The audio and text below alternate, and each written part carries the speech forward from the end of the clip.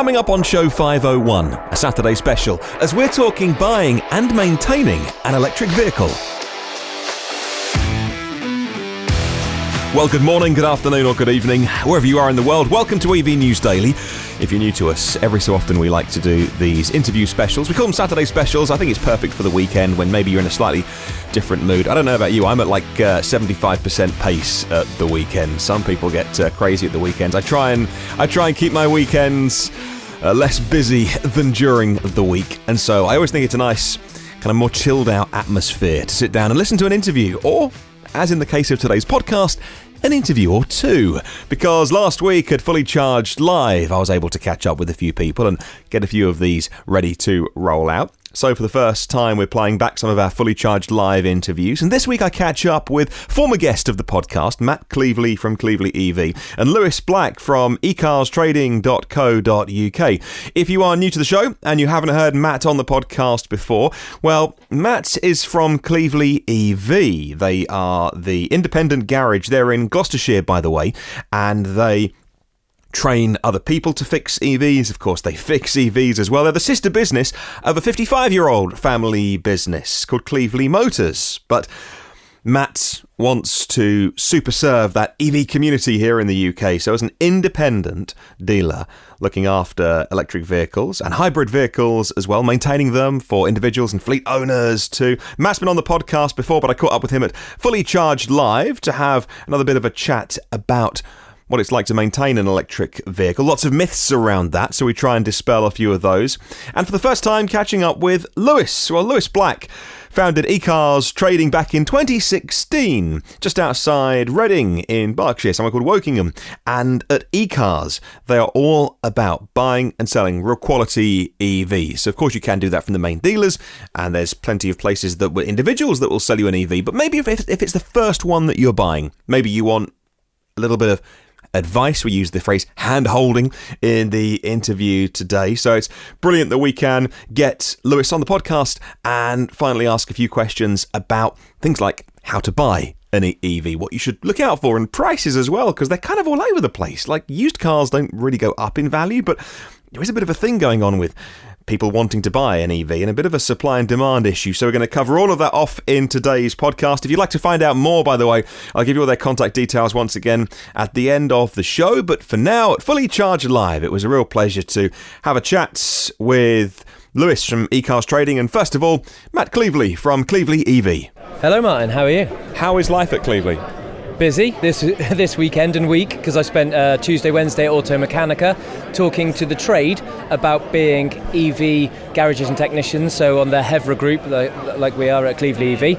And then we've got to yesterday? Oh, it's Friday. Yeah, it's Saturday today. Wow. Friday. Yeah, Friday today and tomorrow on the stand in Hall 2 for Cleveley EV with our cute little Peugeot Ion. And really loving it. Busy talking to people. The reaction to the full interview that you did on the podcast a little while ago was really positive, and people were really interested in servicing. I think we did a question of the week around it. We had your featured interview. What's the reaction like at a show like this to servicing EVs? I've had more than one or two people come up and say, obviously they listened to your podcast and they've listened to the interview, and it's helped educate people, and that's what I was after. So thank you very much for putting it out. It was really important to me that we get the word across, not just for EVs as well, as for petrol diesels, but predominantly EVs, that there is somebody that will look after it aftermarket. Yeah, and give you advice as well. So obviously there's lots of people here flogging something. One of the refreshing things, obviously Cleveley and Cleveley EV is a business, and you have to make money. They're so passionate. You are so passionate about adding to the conversation. Yeah, I didn't know what to expect out of this weekend, because we are a garage, and who's going to go to a trade show and talk to a garage? But majority of our conversations, encouragingly, have been about second-hand car purchases and just the information that people need to be armed with when looking for them. And it's important that the information's got out there, and I'll quite happily talk myself hoarse, as I am, to make sure that people get the information they need. And the the panel talk that I was on stage with Johnny, we must have had about 800 people there in front of us. They're standing room only. It was interesting how many people still don't have EVs but are still here finding out the information that they want to know. And dealers like ourselves and the people we work with are key partners in this. That segues perfectly to Lewis Black, who's, again, someone I follow a lot online but have never met, so it's lovely to meet. Do you want to do the elevator pitch for everyone listening in case they don't know what you do? Yeah. What's your business? Yeah, so I just do EV sales, so I run an electric vehicle dealership just down in, just outside of Reading. We just specialise in electric vehicles, second-hand, used, nearly new. Just a visitor here today. I haven't got a stand, but I'm here to support people like these guys and everyone in the EV industry, really. How did it all start? It was actually I was at university, and this was probably about 4 years ago nearly. And yeah, there was no second-hand electric car salespeople. I think the only person there was Mr. Porterfield, the famous Porterfield, and I literally watched one of his videos, and then I just started from there. Just started with a couple of cars, and then just started buying and selling them, and it just grew from there. And now we just got a small showroom just outside of Reading.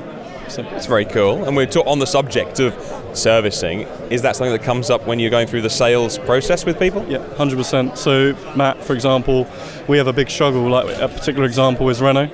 In Renault, we have a 4.5-5 week waiting list. I can take it to Matt the next week, and he sorts it all out for us. It's a major issue. And some people say, oh, you don't have to service electric cars, this, that, or the other. But it's just good when you sell a car to give it a good, clean bill of health. And that's what leads to a quality product going out, basically. So I was talking to Shell. They have some new products about EV lubricants. It's one of the things that disturbed me. They're like, oh, we've got some new lubricants for EVs coming from Shell. I'm like, what? My EV has fluids? I didn't know I had oil inside my EV. But, the whole joke about EVs don't need servicing, the oversimplification about no moving parts, that is overdone a little bit, isn't it? There's lots that need to be roadworthy and safety checked. Oh, of course. When I take a car to Matt Cleveland EV, he'll do a standard service, but then all of it is, and that's the key to Matt's. He recommends it, so there's more to it. There's tyres, there's suspension parts, there's track rods. There's so much more to it, and if you don't get that right, then essentially you're not going to have an unroadworthy car, and you're going to have something go wrong. Now I'm very lucky. My car is only 2 years old, so it still has a manufacturer warranty with it. It can go back to Renault if it's touch wood, never needed to. YouTube channels out there like Rich Rebuilds, they'll do the extreme end of it, and they'll have I think he showed his warranty claim from Tesla, and it was $30,000 a bit that he hadn't paid a penny of because it was under warranty or something like that. How does that all work, Matt, with manufacturer warranties or people buying used cars? I always say if you're buying a Tesla, get an approved used one from Tesla, make sure you get the warranty, but not everyone can do that.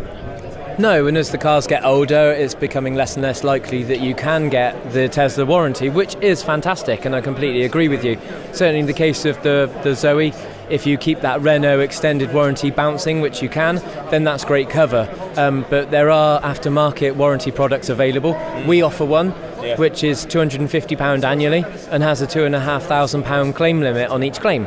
So how comparable is that to if I renew when my Zoe gets 3 years old and I renew it for another year? These third-party ones, are they comparable? They cover component failure. Main dealer ones might be a bit more lenient on certain things, and also with the main dealer ones, you've always got the benefit of a network of dealership and garages, whereas with us, ours is very much an independent thing. But as second-hand EVs get older, the use of an aftermarket warranty is an important product just for a safety cushion. I know, Lewis knows, they don't fail. They're very reliable. Yeah. That's Matt's Peugeot was a particular example. I think the battery in it, for example, had a tiny little part that went wrong. It was probably a 20 quid part or something like that. Went to Peugeot to get it, and they said no, it's a 4 or 5 grand bill straight away. Luckily with Matt and other people like Heather and Peter, we managed to keep that cost minimal. It was about £500 in the end, but that was all claimable on the warranty, and it would have been, but Peugeot would have just rejected it and just made the person pay, basically. So my Zoe, I only bought it for £6,000. It's a battery lease, so I bought it for £6,000. Probably worth a little bit more than that now. Finally, it's the weirdness of the last 12 months in the EV world. So a £2,500 claim is going to cover me for pretty much anything. Yeah, on a Zoe particularly, it's only going to be motor failures and really dramatic things that are anywhere near that limit. Otherwise, it's just bits and pieces and, a sudden component failure. Let me reiterate, a suspension arm snapping, steering components failing, things like that. But that doesn't often happen with EVs, as we're seeing. Yeah. They're very, very reliable. Yeah. And people need the advice from you with things like this and with things like, oh, no, we have a partner, a warranty partner we can recommend, because this is so new that people need to have their hand held a little bit. Are you finding that at the show? Very much, and I've used that very phrase myself this weekend. We are a hand-holding company. Yeah. There's a lot of people here that have never considered EV before.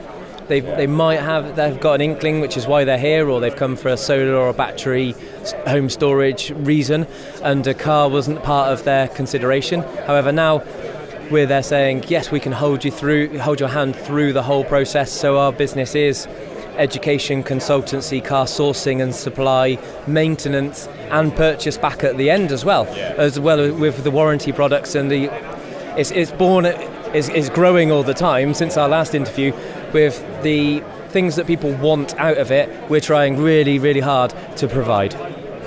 And that's on the subject of buying them back and having the confidence in the residual values to offer that service. And Lewis, it's been a weird 12 months for prices. You are the expert on valuation. It has been mental. Yeah. So I was speaking to my Auto Trader representatives recently. Renault Zoes have gone up 12% in the last 6 months. EV values are they've gone, summary-wise, they've just gone through the roof. But it just shows that the demand's all there. But the problem is the supply is very limited to get the good cars, to say the least. So, as I said in the panel talk that I did, there's no point in considering an EV now and waiting for 2 years for one that does 200-mile range. You're better off getting on the ladder now, very much like houses. Buy that little one-bedroom flat now, use it. Yes, it's going to restrict you in certain parts of your life, but it's not going to stop you living in a premises that's your own. And then in a couple of years' time, there's going to be 200-mile EVs that are an equivalent price. And the chances are the EV that you purchased is going to hold its value to a point where you've got a very good basis to springboard to the next one. Yeah. It's a weird thing. Never buy a car to make money unless you're buying a classic Ferrari. So I'm never going to give you that advice. But, as Lewis said, so my Zoe, 2 years old when I bought it, on a 66 plate, small battery, on a battery lease, £6,000. And at the time I thought, well, it was 5,900 when I bought it. 6,000. Yeah. What? Yeah. 66 plate dynamic nav. It's £8,000. Yeah. So, and it's got everything on it, and I'm like, £8,000, and you're putting mileage on. Yeah. So, and I'm like, well, it's got a reversing camera, it's got everything on it, and it's got another year of its warranty left. And in fact, no, it was 20 months old when we bought it, and I thought, well, that's fine. 5,900, I can afford that. This was a year ago, and so, but maybe we should buy the 40. And so we were looking, and I'm thinking it was coming up at like 12,500, and I thought, you know what? Let's be sensible. Let's be conservative. And we'll buy that one. And now I regret not buying the 40 at the time because, well, they've gone up as well. We need to change our car this year. Lots of new cars are coming on the market in terms of finance deals. People are attracted to those because it's a lower monthly payment. But what's your advice if people want to get in an EV? What's the sensible way of doing it? I always find with electric cars, in my experience in selling them, choosing good, clean, try and go as low mileage. Well, not necessarily low mileage in an electric car isn't the biggest problem, but the key is history, because I do see some real horror electric cars out there, especially through the usual avenues that some of us car dealers buy through, whether that's through an auction or whether that's there are some real horror stories out there. Go to reputable dealers, or to reputable salespeople, like for example us independents, or even Nissan and Renault will be fine.